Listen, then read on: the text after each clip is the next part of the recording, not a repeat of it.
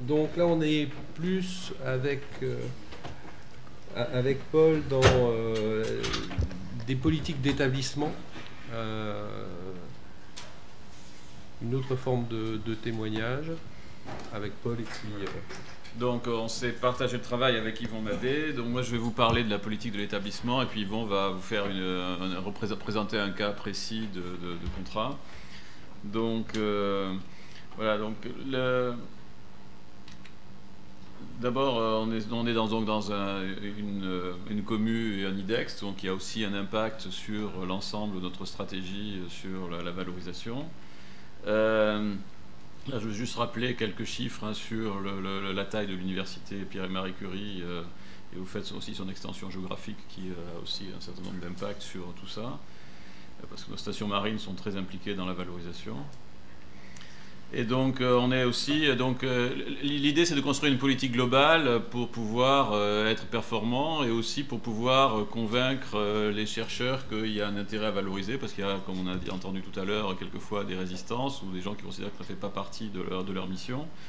Et donc on a un certain nombre d'activités aussi bien au niveau européen qu'au niveau des investissements d'avenir qui ont été qui ont des forts impacts de valorisation, que ce soit les KIC, les Knowledge and Innovation Communities au niveau européen,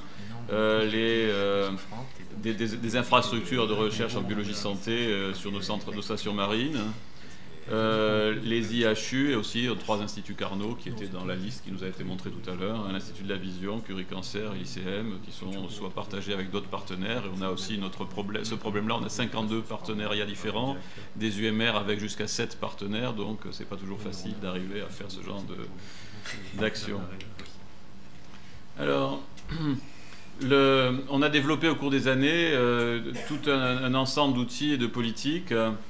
Donc on a un bureau de transfert de la technologie qui est donc à l'intérieur de... On a en fait 3 directions générales, une qui est orientée formation, la direction générale des services, et la direction générale de recherche de transfert de technologie, donc c'est dont je vais parler, qui regroupe en fait tout ce qui est l'activité contractuelle pour la recherche. Donc dans le cas des investissements d'avenir, on est aussi actionnaire d'une SAT, l'UTEC. On a une pépinière de start-up, un fonds d'investissement. Dans le cadre de l'IDEX, on a créé des outils de valorisation comme par exemple un CRCT pour, entre guillemets CRCT, pour que les enseignants-chercheurs puissent se consacrer pendant une année à des aspects plus de valorisation ou liens avec les entreprises. Et dans le cadre de la DGRTT et de la vice-présidence recherche, on a une politique active de démarchage des entreprises en fonction des aspects de la politique scientifique de l'établissement.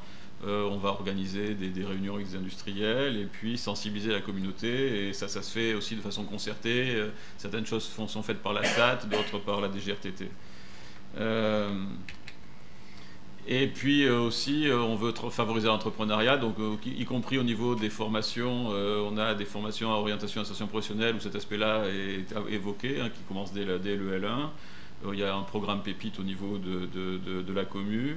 On a dans la commune, il y a l'INSEAD qui est une école privée, une business school, et donc on a fait des actions couplées avec elle pour, par exemple, aider des gens qui avaient des projets de start-up. Et puis on a aussi un programme thèse MBA avec le Collège des ingénieurs pour avoir la double formation pendant une thèse pour un certain nombre de doctorants. On a une quinzaine par an. Donc la DGRTT, dans ses missions, il y a en particulier le fait de gérer et de négocier les contrats avec le privé, mais aussi les agences publiques, les associations, les fondations. Et ça c'est important parce qu'on s'est assez bien rendu compte que des chercheurs, souvent justement, on a parlé de tous les aspects coûts complets, etc., avaient rarement la bonne notion pour discuter directement avec l'industriel, et qu'entre guillemets on se bradait par rapport à ce que font par exemple les universités étrangères. Et donc là on a des spécialistes qui vont aider les chercheurs à négocier à partir des vrais coûts, dont je vais dire quelques mots tout à l'heure. Elle s'occupe aussi de montage européen, donc que ce soit des projets en réseau, que ce soit les ERC, etc. Donc on a un bureau des relations européennes. Et puis elle aide aussi au niveau des ressources humaines et l'utilisation des contrats pour l'investissement et tous les aspects connectés. Alors pour vous donner un petit nombre d'idées, donc nombre de déclarations d'invention dans les dernières années, famille de brevets, Donc un certain nombre ont été transférés à la SAT, celles qui étaient actives. Il y a tout un travail qui a été fait de regarder dans les familles de brevets qui existaient ce qui était susceptible d'être intéressant et de les transférer à la SAT. Il y a eu 55 spin-offs et on a donc des revenus de licence de l'ordre du million d'euros par an. Enfin, en 2014 en tout cas. Et puis donc, on a des projets aussi de plateformes technologiques. On a un Fab Lab qui est soutenu dans le cadre de l'IDEX sur plusieurs sites. On appartient à un pôle de compétitivité Cap Digital pour donc l'économie digitale. Et on est en train de travailler sur un projet de Fraunhofer à Sorbonne Université avec quelqu'un du Fraunhofer qui est sur place et qui travaille sur les aspects justement du numérique. Et on a tout un système de soutien à l'entrepreneuriat, aux start-up, à la chaîne d'innovation. On va essayer d'avoir, on est en train avec la ville de Paris de construire, qui va commencer l'année prochaine, la construction de Paris Park, qui devrait nous permettre d'avoir à la fois des laboratoires, des laboratoires communs à des industriels, de la recherche, l'installation de la SAT, etc. sur le même site que une grosse partie de nos laboratoires. Donc, dans le cadre je vous donne quelques exemples, hein, donc au niveau pour des ordres de grandeur, sur les investissements d'avenir, l'UPMC gère environ 60 millions de projets de recherche, et ça a forcément un impact sur les partenariats industriels, parce qu'on a un nombre de personnel limité, donc il faut arbitrer régulièrement entre ce qu'on fait dans les différents domaines.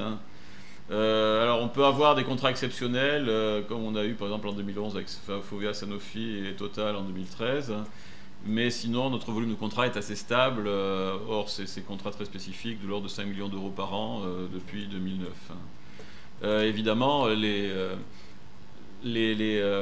c'est très influencé par le contexte économique. C'est-à-dire que selon les périodes, certaines entreprises vont être très demandeuses et d'autres fois, ça va reculer en fonction de réorganisation, etc. En particulier, ça a été vrai pour l'industrie pharmaceutique où, avec les restructurations successives, les changements de stratégie et tout ça, les volumes de contrats s'est réduit sur nos plus gros partenaires.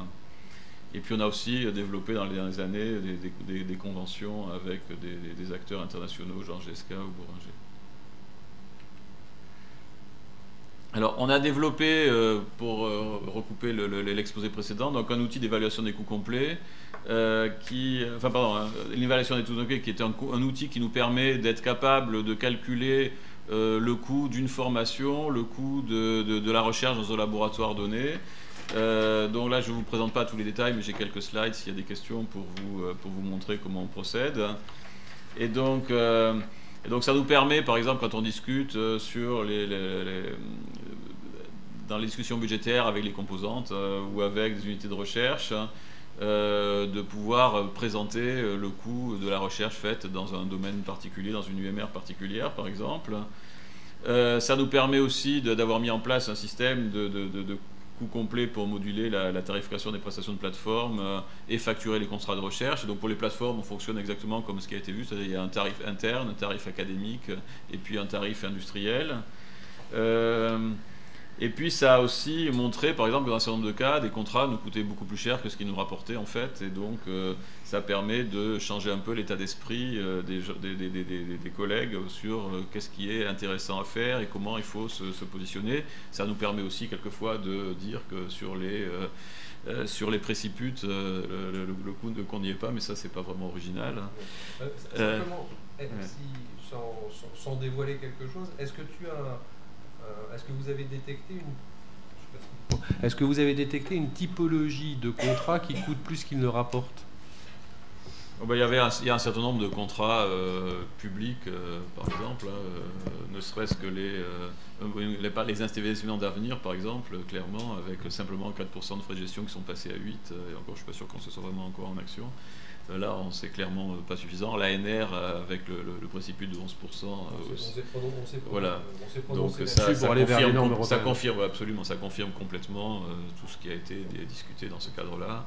Mais dans les contrats industriels, là, on a pu montrer à un certain nombre de chercheurs que justement, ils n'étaient pas du tout dans les clous. Et sur les plateformes, on a évidemment exactement la même palette de problèmes que ce qui a été discuté tout à l'heure. C'est-à-dire que certains coûts de plateforme, quand on fait les vrais coûts, sont pas compétitifs par rapport à l'extérieur.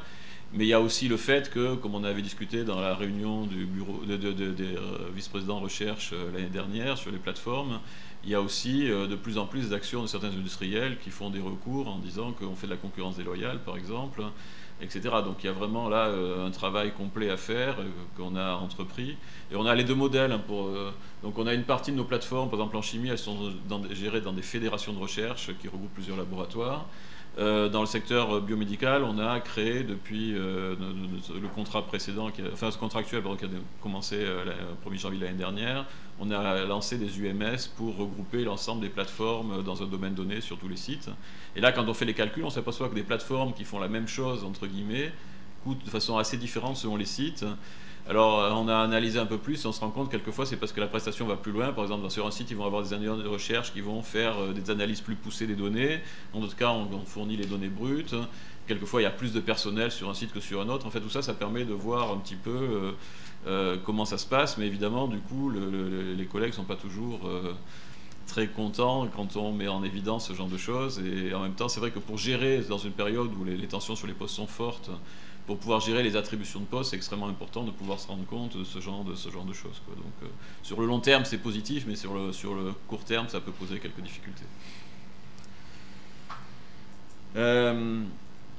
Donc, pour mettre en place tout ça, on a développé on a un bureau d'aide de suivi à la recherche qui a développé une comptabilité analytique complète, ce qui est compliqué à faire, hein, parce qu'il y a plusieurs des partenariats. Donc là, on s'est pour l'instant nous focaliser évidemment sur ce qui concerne l'université Pierre et Marie Curie et ses budgets.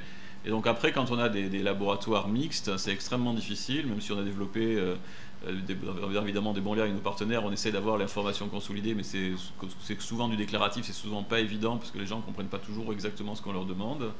Et donc, on a des difficultés évidemment à faire des coûts complets sur des plateformes où il y a l'INSERM, le CNRS, voire d'autres partenaires. Et puis, donc on peut calculer ce qui est notre contribution. On a des feuilles qui permettent à la plateforme de calculer tout compris, mais ça c'est probablement nettement moins fiable, hein. Donc, et effectivement, on essaye de mettre... par exemple, on a mis en place le fait que les plateformes ne peuvent faire de reporter des crédits d'une année sur l'autre que si elles ont bien mis en place le bon mode de facturation pour qu'on puisse justement déterminer qu'est-ce qui va concerner de fonctionnement simplement, et puis ce qui va être de la jouvence qui va être à reporter sur les années futures pour pouvoir faire des investissements au bout de quelques années d'accumulation de crédits. Alors, on a aussi développé une stratégie de négociation. Donc ça, en fait, c'est dans le bureau spécialisé de la DGRTT, hein. Le TST, c'est transfert de technologie. Donc il y a un bureau qui est vraiment spécialisé là-dedans. Et donc, on va regarder la stratégie du laboratoire, on va évaluer les coûts et on va essayer de négocier. Donc, est-ce que par exemple c'est un premier contrat qui peut permettre d'amorcer une collaboration sur le long terme qui sera finalement très intéressante? On regarde le cadre de négociation, qu'est-ce que le laboratoire est éventuellement prêt à céder dans une discussion particulière. Et on a donc des chargés d'affaires qui sont spécialisés dans la négociation, qui sont en plus spécialisés dans un domaine particulier, c'est-à-dire qu'on a embauché des gens qui étaient plus informaticiens ou plus physico-chimistes, etc., selon les domaines. Et c'est une partie des personnes de la DGRTT financée sur les prélèvements sur les contrats. Et puis on a aussi, bien sûr, ça permet de mettre en commun la connaissance des industriels, parce qu'on peut avoir un industriel qui intervient dans plusieurs secteurs, où chaque laboratoire il pourrait y aller en ordre dispersé. Donc nous, ce qu'on essaye, c'est de centraliser tout ça pour qu'on connaisse, je sais pas qui, Total, etc., savoir quelles sont leurs techniques de négociation, qu'est-ce qu'ils demandent, etc. Et puis ensuite, donc, pour terminer, donc on prend en compte l'évaluation des coûts complets, mais selon que c'est une prestation, dans ce cas-là, le coût complet sera un plancher pour la négociation, et l'intellectuel va garder la propriété intellectuelle. Mais si c'est un contrat collaboratif, à ce moment-là, on négocie entre le coût complet et coût additionnel. Dans ce cas-là, on va garder une partie des droits, et ça fait partie de la négociation. Mais c'est vrai que souvent les industriels arrivent avec des contrats types et que là il faut arriver à s'adapter. Et donc là c'est vrai qu'aussi ce qu'on disait tout à l'heure, c'est d'avoir des politiques un peu uniformes au niveau national pourrait être intéressant pour ce genre de choses.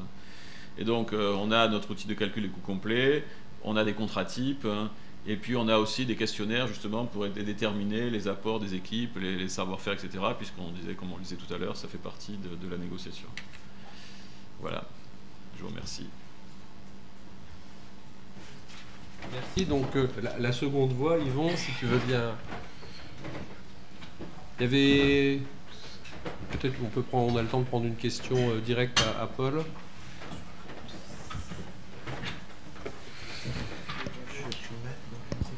Oui. Bonjour. J'avais une question relative à votre bureau de transfert. En fait, nous, à Rennes, on a donné la négociation pour les contrats à la SAT. Ouais. Et on assure uniquement la partie gestion des contrats. Donc, je voulais savoir, vous, dans votre cas de figure, quel intérêt vous trouvez à conserver en interne cette partie négociation de contrat plutôt que de le transférer à la SAT. Alors c'est vrai que ça a été une question qui s'est posée, mais notre SAT n'a pas... donc on lui a transféré des portefeuilles de brevets. Elle peut fournir des prestations un peu dans le style... Enfin, ils sont en train de démarrer un peu dans le style de ce qui est demandé à certains CVT, de regarder dans un domaine de recherche particulier quels seraient les intérêts par rapport à ce qui se développe dans nos laboratoires pour prospecter des industriels, par exemple, ou l'évolution de la technologie dans un domaine. Et donc, mais on a décidé de garder la valorisation, enfin les aspects des négociations avec les industriels, parce que d'abord la SAT a des actionnaires qui sont quand même très différents, hein, puisque dans notre modèle on a plusieurs partenaires qui n'ont pas du tout les mêmes. Nous on fait complètement que de la partie sciences, biologie, enfin depuis les maths jusqu'à la médecine. Il y a des partenaires de la SAT qui sont des universités purement SHS et des choses comme ça. Donc ayant un bureau qui fonctionnait bien et en plus qui gérait aussi des aspects contractuels.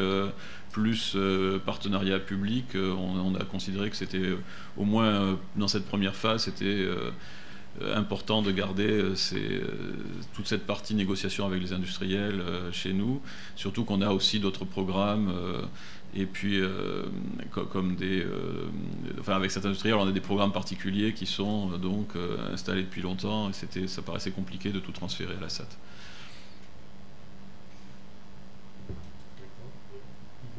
Très bien. On m'a demandé d'attendre.